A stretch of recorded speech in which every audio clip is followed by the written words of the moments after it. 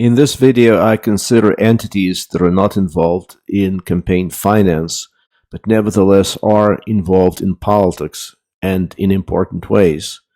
These are 501c3, 501c6 organizations, and they're involved in politics through their lobbying activities.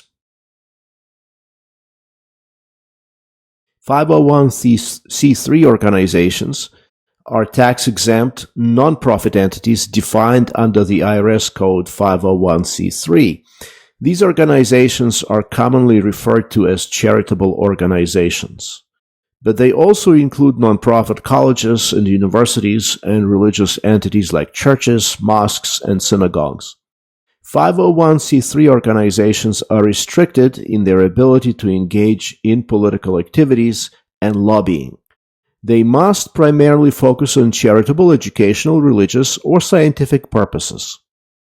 Donors can typically deduct their contributions to 501c3s on their income tax returns.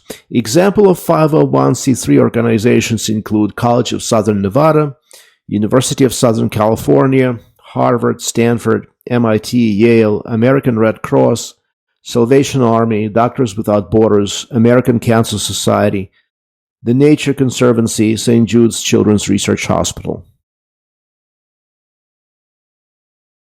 501c3 groups cannot engage in campaign finance, unlike 501c4 groups. But 501c3 groups can still be involved in politics and act just like interest groups. They are expressly forbidden from participating in or intervening in any political campaign on behalf or in opposition to any candidate for elected office. This includes making donations to political campaigns of political parties, endorsing candidates, engaging in any other activities that could be construed as partisan. They are, however, allowed to do some lobbying, lobbying is defined as attempting to influence legislation, as long as lobbying is not a substantial part of their overall activities. They can conduct educational activities related to politics, such as voter education guides or forums, as long as these are nonpartisan and do not advocate for or against specific candidates. They can lose their tax-exempt status if they violate any of the rules. In short, they can educate and inform the public about political issues. They must avoid direct involvement in campaign finance or partisan political activities. 501c6 organizations are different. These organizations are a category of nonprofit organizations distinguished from the more commonly known 501c3 organizations. Here are some key characteristics and functions of 501c6 entities. First type of organizations. This category typically includes business leagues, chambers of commerce, real estate boards, boards of trade, and professional football leagues, among others. What is the purpose of 501c6 organizations? Their primary purpose is to promote the common business interests of their members. They're geared towards improving business conditions for their industry or geographic area, rather than generating profit for any individual member. What about lobbying and political activity? Unlike 501c3 organizations, 501c6 organizations are allowed to engage in unlimited lobbying as long as it pertains to their regular business interests. They can also participate in political campaigns and activities, although these expenditures are subject to taxation. Tax-exempt status. 501c6 organizations are exempt from federal income tax on the portion of their activities that are related to their mission. However, their members do not receive a tax deduction for their dues unless the dues are used for lobbying or political activities. What about membership dues? 501c6 organizations are typically funded through membership dues.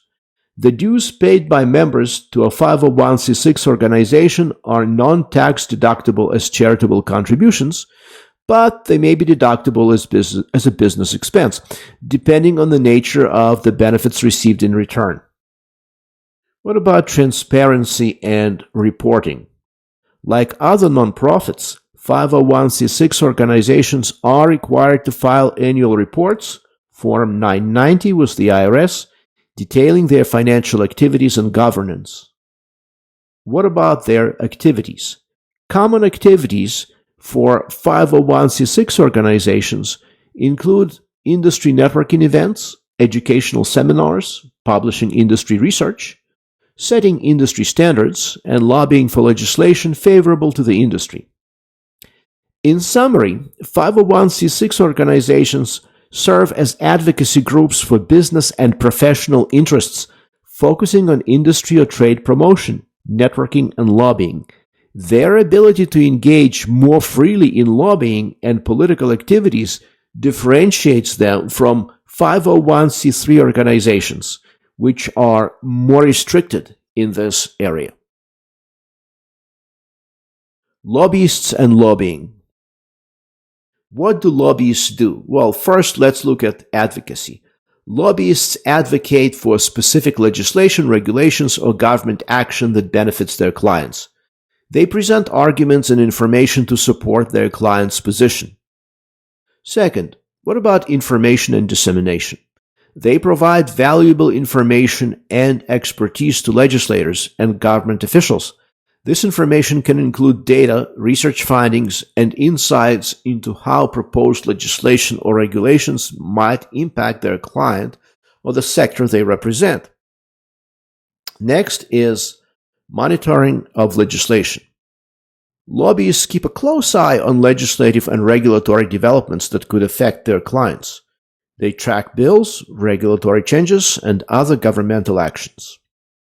Next is building relationships. A significant part of lobbying involves building and maintaining relationships with policymakers, legislators, and government officials. This network enables lobbyists to effectively communicate their clients' views and needs. Strategy development. Lobbyists assist in formulating strategies to advance their clients' interests.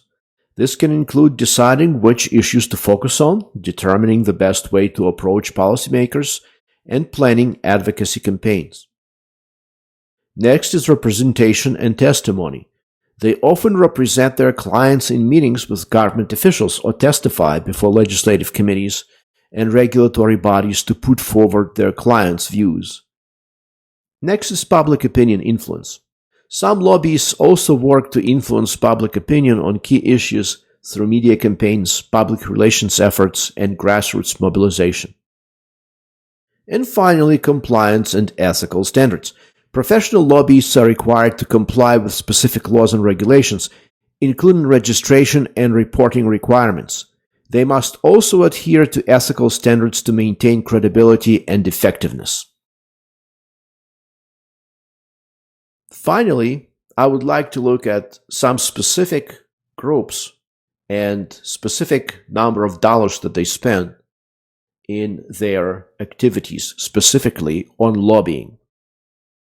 In number one spot, as of 2023, we see U.S. Chamber of Commerce with nearly $50 million spent, which is quite usual for the U.S. Chamber of Commerce to be in the lead of all other groups when it comes to spending on lobbying. Second, we have National Association of Realtors with over $33 million spent. Next, we have Blue Cross Blue Shield, which advocates for medical insurance industry, and we see that they have spent over $21 million. Next, we have Pharmaceutical Research and Manufacturers of America. We see they have spent over $21 million representing the pharmaceutical industry in America. Next, we have American Hospital Association with over $20 million spent. Then we have American Medical Association with over $15 million spent. And finally, we have Amazon.com with almost $15 million spent.